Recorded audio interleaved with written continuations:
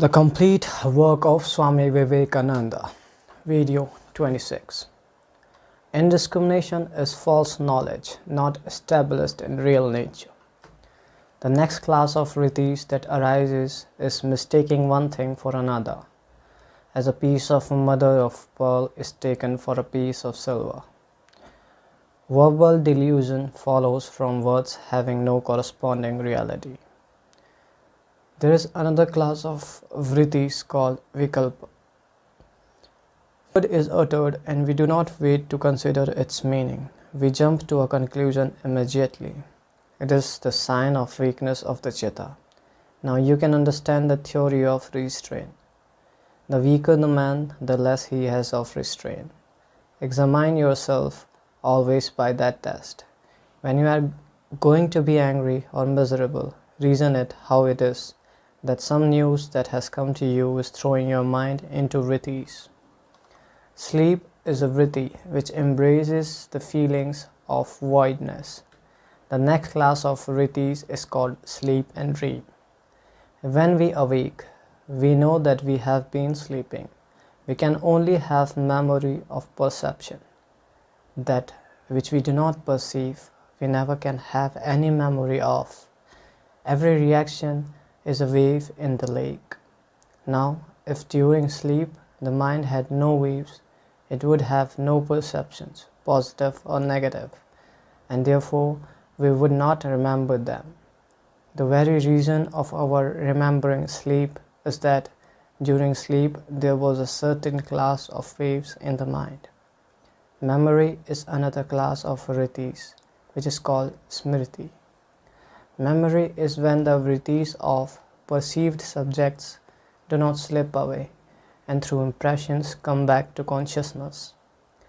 Memory can come from direct perception, false knowledge, verbal delusion, and sleep.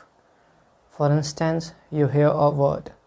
That word is like a stone thrown into the lake of the chitta.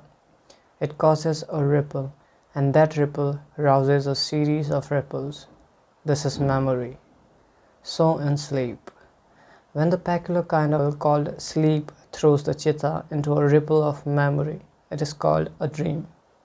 Dream is another form of the ripple, which in the waking state is called memory. Their control is by practice and non-attachment. The mind, to have non-attachment, must be clear, good and rational.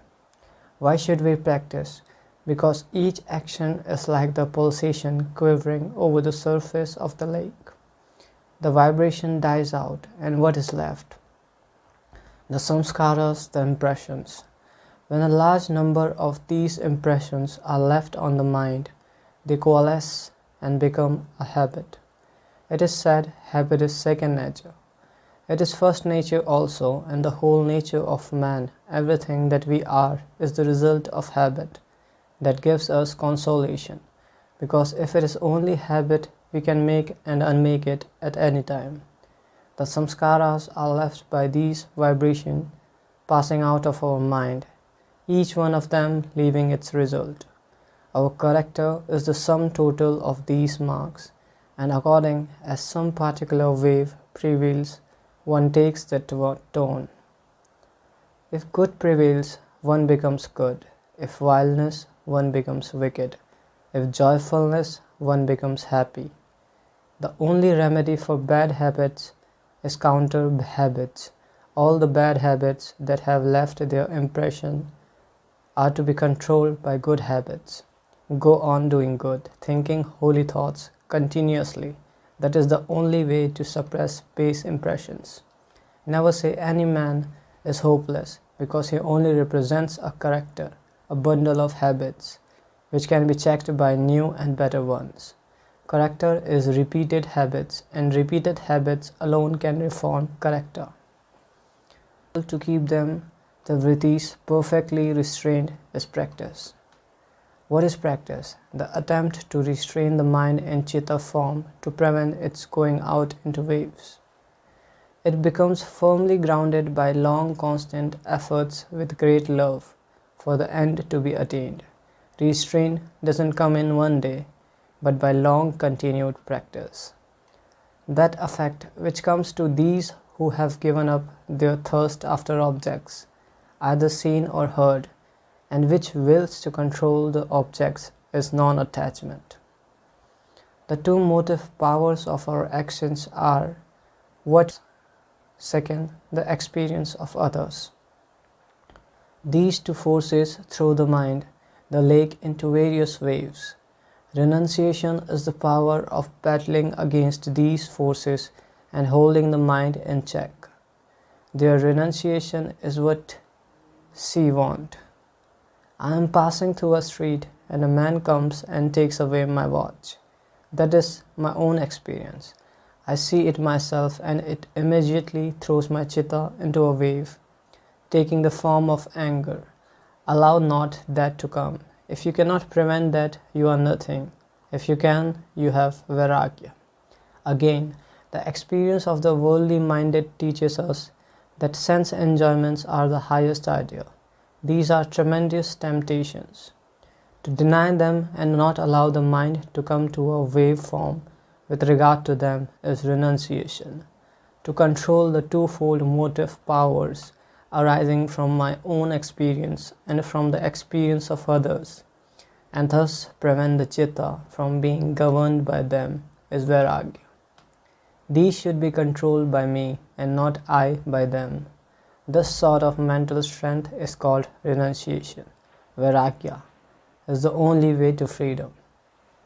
That is extreme non-attachment which gives up even the qualities and comes from the knowledge of the real nature of the Purusha. It is the highest manifestation of the power of Vairagya when it takes away even our attraction towards the qualities. We have first to understand what the Purusha, me-self, is and what the qualities are. According to Yoga philosophy, the whole of nature consists of three qualities or forces. One is called tamas, another rajas, and the third sattva. These three qualities manifest themselves in the physical world as darkness or inactivity, attraction or repulsion, and equilibrium of the two. Everything that is in nature, all manifestations, are combinations and recombinations of these three forces. Nature has been divided into various categories by the Sankhyas. The self of man is beyond all these, beyond nature. It is effulgent, pure, and perfect. Whatever of intelligence we see in nature is but the reflection of this self upon nature. Nature itself is insentient. You must remember that the word nature also includes the mind. Mind is in nature. Thought is in nature. From thought down to the grossest form of matter, everything is in nature. The manifestation of nature. This nature has covered the self of man, and when nature takes away the covering, the self appears in its own glory. The non-attachment, as described in aphorism 15 as being control of objects or nature, is the greatest help towards manifesting the self. The next aphorism defines samadhi, perfect concentration, which is the goal of the yogi. The concentration called right knowledge is that which is followed by reasoning, discrimination bliss, unqualified egoism. Samadhi is divided into two varieties. One is called the samprajanta and the other the asamprajanta. In the samprajanta samadhi come all the powers of controlling nature. It is of four varieties. The first variety is called the savitarka, when the mind meditates upon an object again and again by isolating it from other objects. There are two sorts of objects for meditation in the 25 categories of the Sankhyas. The 24 insentient categories of nature, and second, the one sentient Purusha. This part of yoga is based entirely on Sankhya philosophy, about which I have already told you. As you will remember, egoism and will and mind have a common basis, the chitta or the mind stuff, out of which they are all manufactured. The mind stuff takes in the force of nature and projects them as thought. There must be something again where both force and matter are one. This is called avyakta, the unmanifested state of nature before creation, and to which after the end of a cycle the whole of nature returns, to come out again after another period. Beyond that is the Purusha, the essence of intelligence. Knowledge is power, and as soon as we begin to know a thing, we get power over it. So also, when the mind begins to meditate on the different elements, it gains powers over them. That sort of meditation, where the external gross elements are the objects, is called Savitarka. Vitarka means question. Savitarka with question, questioning the elements as it were, that they may give their truths and their powers to the man who meditates upon them. There is no liberation in getting powers. It is a worldly search after enjoyments, and there is no enjoyment in this life. All search for enjoyment is vain. This is the old lesson which man finds so hard to learn. When he does learn it, he gets out of the universe and becomes free.